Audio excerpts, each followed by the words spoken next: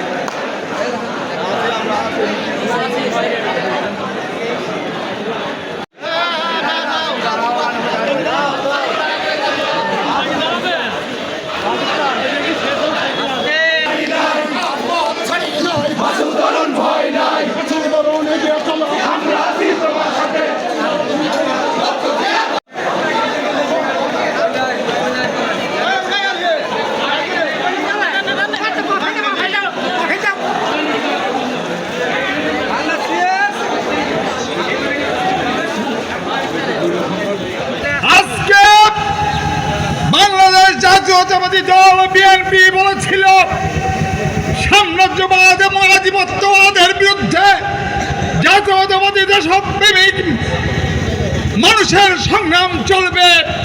সেই সংগ্রাম বিশ্বের যে প্রান্তে নিপীড়িত নির্যাতিত মজলুম মানুষ, তার উপরে হামলা হবে, তার অধিকার ছিনতাই হবে, সেখানেই আমাদের কথা থাকবে, আমরা লড়াইয়ের কথা বলবো।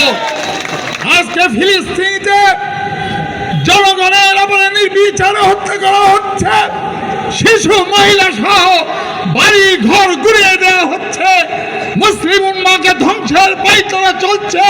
এটা আমার একই লড়াই, ভারতীয় আধিপত্যবাদের বিরুদ্ধে লড়াই, ইসরায়েলের অগ্রাসনবাদ বিরোধী লড়াই, একই সূত্রে গাথা।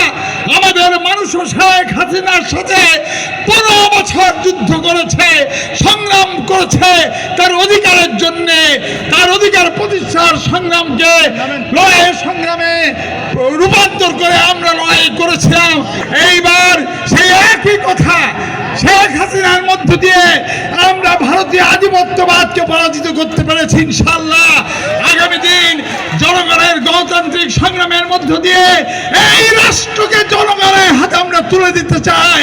এবং সেই কারণে ইসরায়েল যখন ফিলিস্তিনি ভাইদের প্রতি বোমা হামলা চালায়, তখন আমরা মার্কিন সাম্রাজ্যবাদের বিরুদ্ধে, ইসরায়েল অগ্রসরের বিরুদ্ধে আমরা প্রতিবাদ করি। দেশপ্রেমিক জাতীয়বাদী শক্তি হিসাবে আমাদের নেত্রী দেশনেত্রী বেগম খালেদা জিয়া, আমাদের ভারপ্রাপ্ত চেয়ারম্যান তারেক রহমান স্পষ্টতই বলেছেন ফিলিস্তিনিদের ন্যায্য অধিকার ফিরিয়ে দিতে হবে, তাদের স্বাধীনতা সার্বভৌমত্ব ফিরিয়ে দিতে হবে, একটি ভূখণ্ড তাদের জন্য নিরাপদ আশ্রয়স্থল হিসেবে গড়ে তুলতে হবে।